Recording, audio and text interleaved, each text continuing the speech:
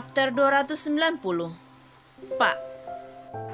Pak, dia memanggilku Pak Reko. Cih. Sesampainya di dalam ruangan kerja, Reko yang sudah menutup pintu memutar bola matanya sambil mengulang kata-kata itu. Dia memang tidak pernah mengindahkan apa yang kukatakan padanya. Aku sudah bilang, dia harus memanggilku dengan sebutan apa kan? Hatinya merasa kesal, ini juga yang membuat dia tadi tidak mau bicara dengan Aida dan memilih langsung naik ke atas. Lihat apa yang sudah kulakukan pada adiknya dan ibunya tadi. Ku anggap mereka apa sampai punggungku sakit. Dan dia masih memanggilku dengan sebutan Pak. Reiko tak terima. Dia sudah berbalik dan ingin memegang handle pintunya lagi. Aku harus memberikannya sedikit kuliah singkat malam ini. Reiko sudah memegang handle pintu dan dia hendak keluar untuk bicara dengan Aida sepertinya. Namun dia mengingat sesuatu di benaknya yang membuat dirinya justru mengepalkan tangannya, seakan-akan Reiko mencurahkan semua rasa kesal dalam hatinya pada kepalan tangan barusan. Heis, kenapa pula tubuhku jadi meriang begini? Yang bertanya juga tidak tahu apa yang terjadi pada tubuhnya, dan ini membuatnya mengambil handphone ingin menelepon seseorang yang tadi dijanjikan untuk dihubungi. Ya Pak Reiko, kerjakan pekerjaanmu sesuai yang tadi sudah kita rencanakan. Tolong bilang sama papaku dan coba bicara lagi dengannya semua yang tadi itu ya. Oh, jadi bapak tidak ambil alih? Enggak, aku mengurungkan niatku. Hubungi papaku saja. Padahal tadi selama perjalanan Reiko terlihat begitu antusias dengan obrolannya bersama Denny. Aku hanya mengisi waktuku supaya tidak harus bicara apapun dengannya. Dan setelah menutup telepon Denny, hatinya berbisik seperti itu. Dia juga tidak mau bicara denganku. Pergi begitu saja dari rumahku, janjian bersama laki-laki lain. Untuk apa aku bicara dengannya? Ya entah apa maunya Reiko. Tapi dia memang menghindar dan menjadikan diri alasan kenapa dia terlihat sibuk dalam mobil itu. Semua pembicaraannya itu hanyalah rencananya saja. Bahkan gara-gara bicara terus dengan Denny, aku jadi sakit tenggorokan nih. Reiko biasanya adalah orang yang pendiam. Dan dia tidak suka bicara di telepon lama-lama. Tapi tadi dia menelepon Denny lumayan lama di sepanjang perjalanan itu. Bahkan membuat kepalanya jadi pening. Maklum saja Reiko bukan orang yang suka menggunakan earphone lama-lama. Kenapa badanku seperti meriang begini? Sebenarnya dia ingin bekerja dan melakukan sesuatu yang selama seminggu ditunda olehnya. Tapi dengan kondisi badan seperti sekarang, apakah mungkin dilakukannya? Mungkin aku tiduran sebentar aja di sini. Itu yang sudah direncanakan oleh Reiko ketika dia melihat sofa dan memilih membuka sofa bed itu setelah dia tadi menggeser meja. Jika ada yang memijitku, sepertinya enak, apalagi kalau dikerokin. Ada pemikiran seperti ini dalam benak Reiko dan memang dia kepikiran dengan seseorang di sana yang mungkin saja bisa disuruh olehnya untuk melakukan itu. Dengan sedikit ancaman, pasti wanita yang dipikiran Reiko akan melakukannya, meski hatinya bersungut bukan? Tidur aja lah. Reiko enggan untuk mewujudkan apa yang ada dalam benaknya. Dalam kondisi badannya yang masih meriang dan dia tidak ganti baju yang kemarin, bahkan saat ini Reiko malas untuk membuka sepatunya sendiri, lebih memilih untuk tidur saja. Dia tak mau peduli dengan yang lainnya dan saat ini Reiko memang tampaknya kelelahan.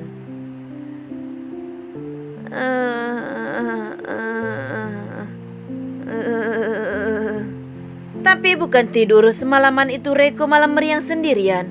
Tentu saja orang yang meriang tidak akan bisa tidur karena matanya bentar-bentar terbuka dan tubuhnya tidak enak. Panas tubuhnya pun meninggi di atas 40, namun badannya terasa menggigil. Dingin sekujur tubuhnya membuat gigi Reiko bergemelutuk. Aku harusnya matiin AC-nya, tapi badanku... Untuk mematikan AC saja dia sulit. Pandangannya kabur dan tidak bisa fokus. Ada handphone di tangannya dan ini satu-satunya bala bantuan yang bisa digunakan oleh Reiko. Mungkinkah dia bisa menelepon seseorang untuk mengurus dirinya? Tidak, dia sedang bekerja dan tidak seharusnya aku mengganggu dirinya. Reiko melarang dirinya sendiri untuk menghubungi seseorang yang mungkin saja bisa memberikannya sedikit perhatian dikala dia sedang sakit seperti sekarang. Aku juga gak bisa telepon Dokter Alip. Karena akan aneh sekali kalau aku sakit di sini sendirian dan ada wanita itu yang tak tahu kalau aku sedang sakit. Ini pula yang membuat dirinya semalaman harus menahan rasa meriang itu. Sampai akhirnya Reiko dalam kondisi antara tidur dan pingsan dan sudah tak sadarkan diri. Tentu saja dengan suhu tubuhnya yang meninggi. Pak Reiko.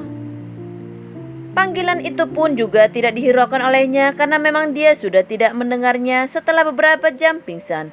Badannya tak bergerak dengan panas tinggi, mukanya juga terlihat pucat sekali dengan bibirnya yang mengering karena dehidrasi. Ya ampun, astagfirullah. Jelas membuat hati seseorang yang melihat ini pun terasa kecut dan ketakutan. Sungguh dia menyesal sekali tidak menengok ke dalam ruangan itu lebih cepat lagi. Pak Reiko, Anda tidak apa-apa? Gadis itu mencoba mendekat dan membangunkannya, tapi sayangnya Reiko tidak juga membuka matanya. Ya ampun, panasnya tinggi banget. Jelas saja wanita itu makin menjadi-jadi paniknya. Apalagi yang dibangunkannya juga tidak mau bicara dan tidak mau membuka matanya. Apa yang harus aku lakukan sekarang?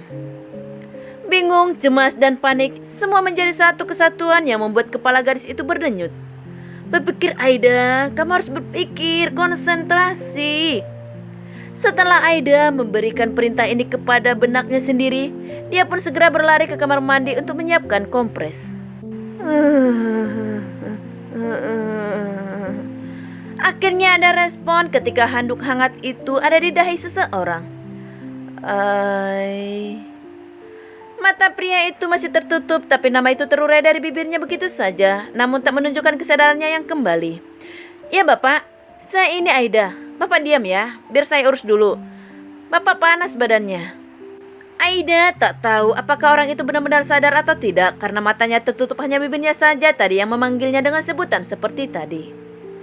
Apa yang harus kulakukan? Panggil dokter, salah ndak ya kalau aku telepon sekarang? Aida ingin melakukan ini, tapi karena rasa takutnya kalau kesalahan dia memanggil dokter tanpa izin tak berani. Bagaimana kalau tiba-tiba nanti pas ku panggil dokter, Ratu Lebah datang? Ini memperkuat rencana Aida untuk menggelengkan kepalanya, menganggap bahwa rencana itu adalah rencana yang salah. Sudahlah, aku bantu dia aja pakai cara tradisional. Aida menyimpulkan seperti ini. Pertama-tama, dia membuka sepatu itu dulu dan merasa kesal sendiri. Jadi, dia memakai sepatu dengan kaos kaki basah tadi malam. Pantas saja dia meriang begini dan dia gak buka kaos kakinya. Sebenarnya sudah tidak basah sih saat Aida membuka sepatu itu. Sepatunya sudah benar-benar kering. Tapi permasalahannya, bau yang ditimbulkan dari kain basah itu tidak bisa membohongi Aida.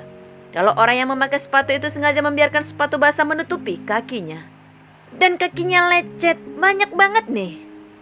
Reiko menggendong tubuh adiknya dipanas dari kemarin dan itu akan membebani kakinya juga.